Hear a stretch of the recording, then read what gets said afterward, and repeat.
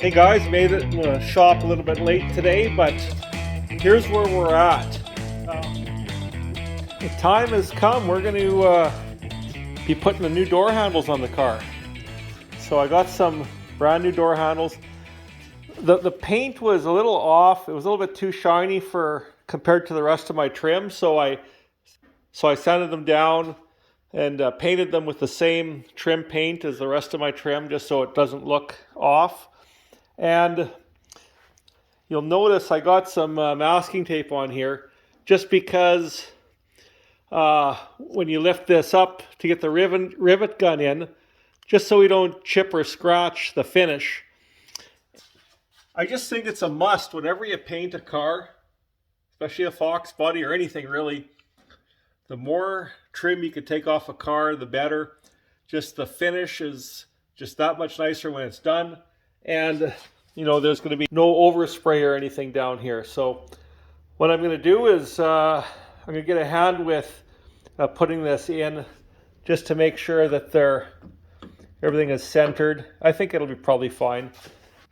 Now that we got the rod hooked up, you couldn't have the rivets in the door and try and hook up the rod. It wouldn't work.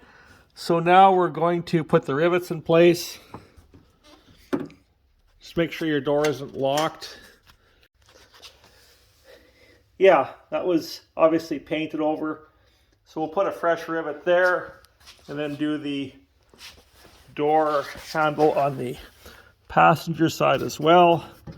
Like I said, as you can see, there's the rod. We'll get everything in place.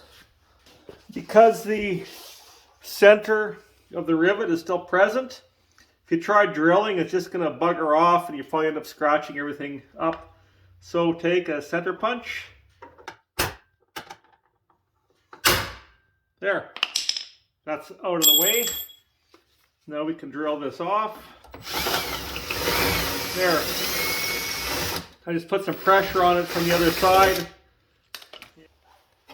There.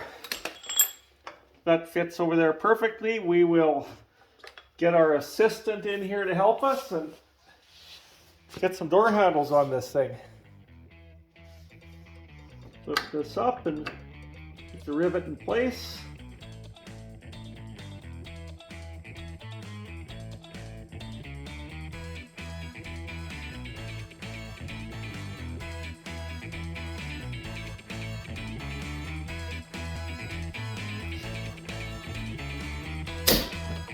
There. Good. I don't know if you guys could see that, but to me this door handle, the bottom is sticking out a bit too much. If this vertical part was parallel with the door, I'm just pushing it in, that looks way better. This is the nylon insert that goes into the door handle. It won't fit on this other one because this one's got some epoxy on it or something that from who knows when and where. But what was happening is this insert, because it's so new, it's got lots of resistance, and that was actually propping the door handle open by a little bit. It's not sliding on here. So I'm going to take this insert, I'm going to just drill it out a little bit, and I think that'll solve our problem. Okay, I drilled out the center of this insert. Now it obviously doesn't fall down on there, but it moves very freely. So because this was sticking, it was actually holding the door handle at a position where, because it wouldn't slide up, it would actually pull the door handle down and make it cant outwards. So it's hard to tell, but this door handle is sitting more parallel. Before it was sitting just a little bit out, and it didn't look right. So this is fine. Honestly, it'd be nice to get it in a little bit more. I'm going to try something. Okay, I took out the little rubber bumper. I'm not going to leave it out. I'm going to shave it down a little bit and then put it back in. But this door handle is sitting just a little bit more inward. It's more parallel with the door skin. I had Shane from Gator Grip Leather and Vinyl Repair stop in. What he did for me was he put the vinyl imprint back in here. And actually, I'll show you a before and after. Right up in here, this was scratched really bad. And he worked his magic to put the vinyl imprint back in. And let's face it, these back hatch plastics are kind of rough. I'm going to work on this one tonight. So you can see this is the passenger side. Let's see how we can, make this look. And I notice there's a crack up here as well too. So I'll likely try and find rear hatch plastic for this car. I made a mistake. I picked up some ones that were much better than these, but they were for the earlier ones. They didn't have the provision for the shoulder harness. So my mistake. I got my soldering iron heated up.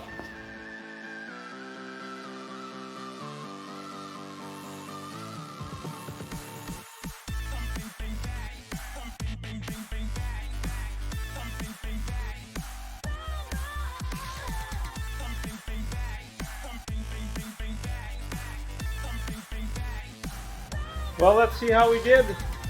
I plastic welded everything.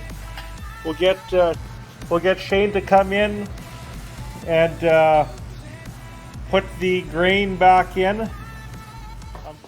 Okay, we're gonna epoxy these areas here. I scuffed it up a little bit. I don't have much left, so we'll have to work wisely and sparingly. This is basically body panel bumper cover adhesive. So it's pretty good stuff. You don't want to get any on your fingers, I'll put it that way. Smooth it out before it sets up, especially right in here.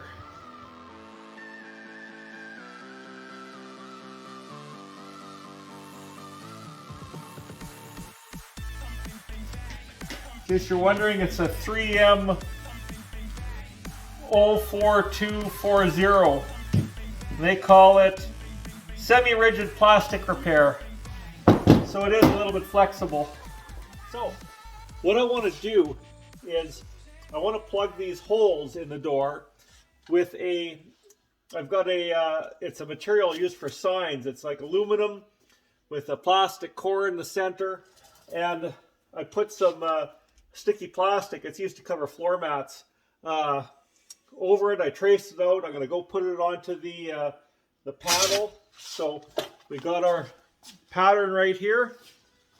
I initially used some paper, but this will work a little better. So I'll get the jigsaw out and I'll cut out all 6 pieces, because obviously 3 per door. And then once we have those panels in, then I'm going to put a sound deadening material over top of that, and then we can work towards putting the door panels on. So they've been sitting here for a while. I want to get them on already. So I'll get the jigsaw out and I'll start cutting.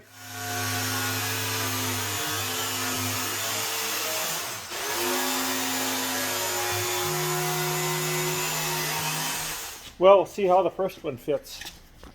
Yeah, that's all what we really want. It's not perfect, but it's pretty good. So we'll do the other 3, or the other 2. Okay, we got all of our little panels cut out. I pre-drilled the holes. I got self-tapping screws just in case. I'm using acoustical sealant. So this is like when you put your vapor barrier up in your house and you put the sealant in. It's tacky. It doesn't harden up. And let's face it, what if in a couple of years we have to remove a panel to get at a door lock or something, you'll still be able to do that. I'm not gonna cement them in. So, but I want to put this in, not just to seal it off, but just so you don't get anything vibrating in the door, because let's face it, there's nothing worse than putting a car together and then you got a wicked vibration at highway speeds when you're, you know, cruising along, and it'll drive you nuts. So we go. Yeah, and once I get the sound deadening mat on here, it's going to hold that in place as well too. So I don't think there's any chance we can get any vibration out of it at all. It's not too bad.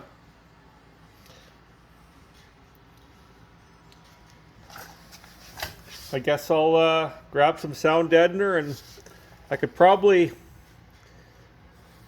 go up to somewhere up to here.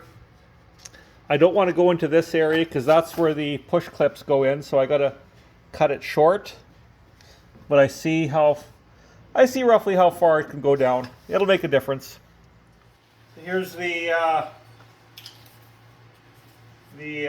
sound deadener. It's got like a butyl on the back. It's got aluminum in the center, and then a sound absorbent foam rubber. It cuts nice and easy. So that's good. We want to make this go as far as it can for square footage. Okay, there's one to go on. Just take the back, peel it. And there's our area we put it on. And then I got a little roller. Just makes it a little easier for installation. Maybe in 10 or 15 years someone's going to swear at me for putting this stuff on because they got to change the door lock, but it won't be bad. So you peel a panel off, access the screws.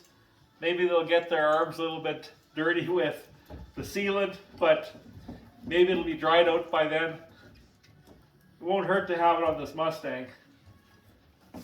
Honestly, I've driven lots of Foxbodies or other Mustangs, and really, I should be able to tell how much quieter this car is. So, check this out. I've got the sound deadener on. I'm still going to put some insulation behind the door panel, but the door's shut nice on this. Yeah, pretty happy. Anyways, I'm heading in. We will see you in the next video. Thanks for watching, and things are starting to shape up. Take care, and we'll see you soon.